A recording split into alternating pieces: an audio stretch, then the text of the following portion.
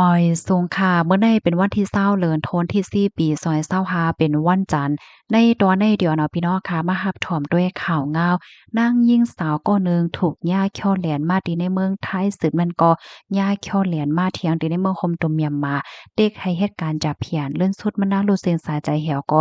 ย่าเปิ้นเอาเครื่องอังกามานั่งกว่าขายในเมื่อวันที่18เดือนธันวาคมที่4ปี2025ในมีข่าวเงาออกมาว่าไล่เกิดขึ้นเปิงเป็นอันลีตกอกตกใจในเนาะมีนางยิ่งคนหนึ่งชื่อห้องว่าเวดาเป็นนางยิ่งสาวเจ้าเปลารุสอายุไล26ปีมานั่งอยู่ซังเศร้าตีในเวงมิกซ์นะคะถูกญาติเหลียนให้มาตีในเมืองไทยยอก็เข้ามาตีในเมืองคมตุมเมียมมาค่ะเลื่อนสุดมานั่งไหนก็ไล่คบทบเพราะว่าจัดปานกว่าจึงหนังนั้นไหนลองตั้งเปิงเป็นมันในแต่กอไหน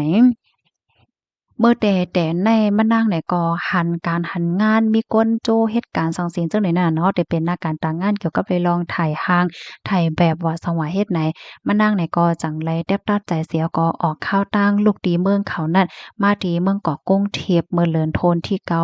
ปี2025ที่ป่นมานั่นค่ะมานั่งได้ก็มีเยื่องอันเยื่องหมายเปิดดามาเฮ็ดการถ่ายห้างถ่ายแบบว่าสังว่าเฮ็ดจังได๋นั่นน่ะนะก้อยกะว่าเผื่อว่ามาถึงเหย้าไหนมานั่งเนี่ยก็ถูกย่านเหรียญ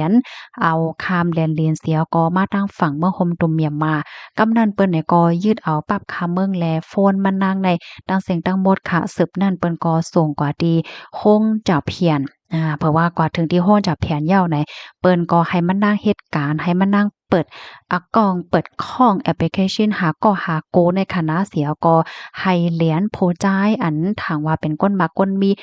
เงินมีตองเฮ็ดไหนนั่นเนาะ กำนันไหนข้าวยามสืบมาเนาะมานั่งไหนก็อ่ำจางเฮ็ดไรจ้วมหนังอันจุ่มจะเพียนเขาตั้มว่างไว้เขาได้ตั้มว่างไว้วันหนึงวันในแต่ไรเรียนก้นไรกาหือเฮ็ดให้นั่นน่ะเนาะเผื่อว่ามานั่งเฮ็ดอ่ำไรจ้อมหนังอันเขาตั้มว่างไว้เย้านั่นเนี่ยก็มานั่งถูกยาเฮ็ดดีค่ะเนาะคาโตคาใจว่าสว่าเฮ็ดจั่งไหนเหี่ยวก็ติดต่อกับสืบหามานั่งอ่ำไรเนี่ยเนาะตั้งแต่เมื่อวันที่4เดือนธันวาคมที่10นั่นนะคะได้เลยว่าขาดการติดต่อกับสืบกว่านั้นค่ะน่ะ เลยฮู้ว่ามันนางในถูกย่าเปิ้นสืบขายปันกว่าตีจุ่มก้าเคิงอังกานะคะว่ามันนางในถูกย่าเปิ้นเฮ็ดดีถึงที่บ่รู้เซ็งสายใจ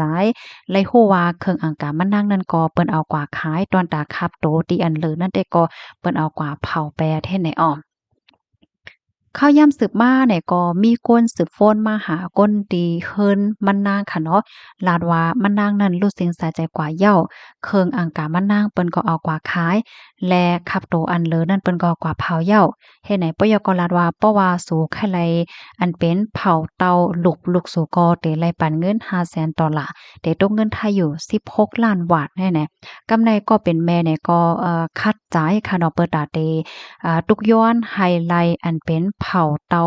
อันเป็นลูกของลูกนั่นเฮ็ดไหนคะนะเหี่ยวก็ไฮก็เป็นแม่ในจังไรเฮียนหลู่ต้านปันขับโตจำหนังเฟียงทุ่งศาสนาเขามีนั่นเฮ็ดไหนเขาก็เป็นแม่ในก็ที่ออกข้าวตั้งมาที่ในเมืองคมตุมเมียมมาเปิดตามาจัดปางมาสาปันก็เป็นลูกยิ่งเฮ็ดจังไหนค่ะเกี่ยวกับเลยลองในอันเป็นพ้องหลงฝ่ายนอกเมืองเปลารุสไหนก็ไล่ยืนยันลาดว่าลองตั้งที่อันไรเกิดขึ้นเป็นกว่านั้นเป็นลองแต่ และเขาในก็ไล่ปันลองตั้งจอยเถียมตีนาหอต่อเฮิรนมันนางเหย้าเฮ็ดไหนคะก็ในนาหอต่อเฮิรนมันนางไหนก็ไล่อบโอ้กันดั้งจ้มจะเพียนเขาด้านเหี่ยวก็ย้อนหลุบไล่โดยที่ไล่จ่ายเงินในค่ะว่านะก็เป็นแม่เนี่ยก็ได้ออกข้าวตั้งมาที่ในเมืองโฮมตุเมียมมาในเปิดตาเตมารับเอาเผาเตาหลุบของลูกยิงว่าไหนคะอยู่ที่ห้องการพ่องลงฝ่ายนอกเมืองเปลารุสเนี่ยก็ยืนยันว่า เดปันลองตั้งจอยเทียมก็ในนาหอต่อเฮิรนมานางในจอมหนังที่อันโหลนั่นน่ะเนาะว่าจะเป็นลองออกข้าวตั้งลองติดต่อกับสืบละลายลองที่อันโหลเนี่ยก็ย้อนตั้งจอยเทียมเลยดีพ่องลงฝ่ายนอกเมืองในค่ะเนาะอยู่ที่พ่องลงฝ่ายนอกเมืองก็เดปันตั้งจอยก็จอมหนังที่อันโหลนั่นนะคะข้อมูลตอนในเลยปีมาที่ห้องการข่าว Daily Mail ออกไว้นะคะ Daily Mail Daily News ในค่ะเนาะก็ติเลยว่าเป็นข่าวใหญ่ไว้อยู่ก็ว่าไล่สื่อข่าวนอกเมืองหลายๆของการก็ออกไว้นะคะ ในตอนในขณะค่ะเฮาใส่หมอหอมไขย้อนปืนเผาไขย้อนให้พี่น้องค่ะจอยกันสืบเปิ้นแพร่แชร์กว่านำค่ะนะให้ก้นเมืองใต้ก้นหนุ่มเขาไหลฮับไหลฮู้เหจังไหลฟางเลยค่ะเนาะเมื่อกูปอกในเฮาคาเต็ม ใกล้แลยินว่าปู่ปาดในพี่น้องค่ะจองยามยินค่ะเพราะว่ามาด้วยปานมือเหลียวในซัมปอกให้โกเลอเซปานมื้อนั้นเหย้าในค่ะเนาะลองขายเครื่องอังกาในก็ถามว่ามันเต็มมีค่ะเนาะในมันเป็นรองเต้เนี่ยอยู่ที่ผู้ใหญ่ก้นหลวงเขาเพิ่นก็มายืนยันเหย้าเฮ็ดจังได๋เขาก็ให้เลยสติกันสืบปืนแพร่แช่กว่าเสกำเบิ่มไปเป็นกุ้ยในค่ะเนาะมันฟังกันหลายเพราะว่าเป็นมาเหย้าตัดแต่จ้อยแถมกันรอดออกมาได้มันก็หยาบมันก็หยามใจกันต่อค่ะมันก็ง่ายเฮ็ดไหนคะกำในค่ะนะค่ะเฮาเนี่ยก็ขย้อนมาฟังหวันพี่น้องค่ะอีกหนึ่งหน้าการตางานจึงหืออันเฮาค่ะกึ่งในไลฟังยอก็ฟังหังหน้าการตางานอันปลอมมันให้ไหนเพราะว่ามีคนมาโจพี่น้องเฮาค่ะกว่าเหตุการณ์หลวยปืนเผาลาดว่าการงานอันว่าในค่ะเนาะเพราะว่าเฮาค่ะมาฟังด้วยในเปิ้นเตเตรียมไว้ที่อันเป็นหน้าแสงหน้าห้านเปิ้น5อันนั้นก็ที่หน้าเพจของเปิ้นเฮ็ดจังได๋นั่นน่ะนะเพราะว่าพี่น้องค่ะหันก้นเสก็ผู้ไลภัยสิมว่าคะเนาะมาเปิ้นเผาลาดว่ามีการมีงานเตปันคาอ้อแหน่ก้อยกาว่าสอนเจ้าหนองว่าสู่ค่ายรายการแรงงานในประวันในจึงสุติแลจ่ายกามันหนังหือสุติแลรับสุนสุติแลมีเซียนจือสุติแลการแรงงานในเขาได้ให้จ่ายเงินอ่อนต่างในค่ะเนาะที่2เนี่ยก็เขาก็ได้รัดว่าสุติแลปันกามันเปิดตาเคิงใจโคตื้นในตอนของการเหตุการณ์ไหนเนาะที่3เนี่ยเขาก็เดว่าสุติแลจ่ายกามันเปิดตาให้สู่รายการแรงงานแต้ๆเนี่ยเพราะว่าสู่ค่ายรายการแรงงานแต้ๆก็สุติแลจ่ายกามันเฮ็ดแนวนั้นน่ะเนาะปยก็เดี๋ยวมีก้นปืนผาวโจ้ค่ะเนาะมาให้การคะแลเฮาโลกาเนาะโลกาเนาะทั้งชิงอเฮ็ดไหนมันก็ถึงขั้นที่ว่าส่งข้อความมาโจ้แหละจังไหนเพราะว่าเป็นจังไหนได้ก็ให้พี่น้องเฮาค่ะเขาฟังไว้ยาวเฮ็ดให้เขาอันเต้มันได้ในการงานในเฮาโลกว่าหาเปิ้นค่ะน่ะเนาะเพราะเหมือนจังว่าเปิ้นมาหาเฮาเปิ้นพาวก็แฮ่มกล้าส่งข้อความมาจู้เฮาป้าในนั้นได้ก็ให้เด้อและฟังยาวคาในเนาะโกนยากการอันใจอันเต้มันเฮ็ดไหนนะ ลอกลายเฮกังซ้ำเฮาเด็ดเลยเฮกังจึงหือไหนเนาะ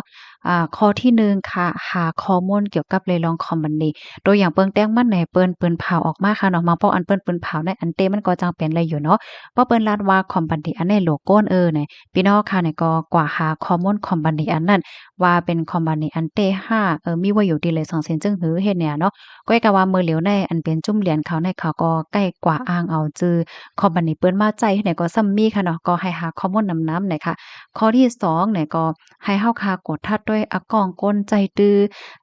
สื่อตรงก้นค่ะเนาะมันจะถึงก้นที่อันมาโจพี่น้องค่ะก็เหตุการณ์นั้นเขาเป็นไผเขาตรงหนึงจึงหือเขาใส่จื้อเขาว่าอยู่5 2 4 5เนี่ยก็โหลดเลยเพี้ยนด้วยเนี่ยค่ะเที่ยงอันหนึ่งเนี่ยก็ถามก้นที่อันย้ำเหตุการณ์ที่คอมบันนี้นั่นตัวอย่างเปิงแต้งมันเขาลาดว่าคอมบันนี้อันในโหลเหตุการณ์ในพี่น้องคอมบันนี้อันในโหลก้นเหตุการณ์บอกว่าเนี่ยจึงพี่น้องค่ะถามด้วยก้นที่อันเหตุการณ์ว่าอยู่ที่นั่นว่าเปิ้นโหลก้นเตอยู่5เนี่ยเนาะ กำในเฮาค่ะสามารถด้วยแทงด้วยรีวิวเนี่ยค่ะเนาะการงานอันใดมันแม่นเตมันใจเต๋ว5อันนั้นก็ด้วยคอมเมนต์อันที่เปิ้นมาปันตั้งหันถึงและจังได๋มันก็ได้เขาเปิ้นเผาเขาก้นต้วยก้นหังเขาก้นดำในบางป้อมังไรเนี่ยมันเต็มเตเฮาก็บ่ฮู้เนี่ยค่ะเนาะก็ให้ไลฟังป้าย้อนนำมือเหลียวในมันก็จังเฮ็ดหลายๆมิ้วเนี่ยเนาะเข้าใจด้วยป้าอันเปิ้นปันตั้งหันถึงจองมันหลากหลายจองมันแล้วได้เป็นแต่เฮ็ดแหน่นะกำในมาแทงคอหนึ่งเมื่อว่าพี่น้องค่ะกว่าเหตุการณ์อันนั้นก็เปิ้นรับพี่น้องค่ะเหตุการณ์ยาวนั้นเปิ้นได้ให้พี่น้องค่ะเหตุการณ์สัง1 2 3เนี่ยโดยเลยอ่านด้วยลิๆอย่าไปละเลลงลายมือหลวงกว่าเนี่ยค่ะกำในมาแทงคอหนึ่งให้พี่น้องค่ะเขารับรู้และรู้ไว้ว่าการงานอันว่าได้การที่เฮาคาดต่างการต่างงานอันว่าได้มันจะเรียกว่าโลไรปันเงินอ่อนต่างเนี่ยค่ะเนาะมันมีดีเลยดีว่าโลไรปันเงินอ่อนต่างเฮ็ดนายเนี่ยค่ะว่าเนาะข้อมูลตอนได้ก็ค่ะเลยปีมาที่ห้องการข่าว TNN เตรียมออกไว้นะคะยินโจมพี่น้องค่ะกูก็ที่รับถอมปันแห้งค่ะนะยศให้รอดเพ่กันกูก็ค่ะนอมอยทรงค่ะ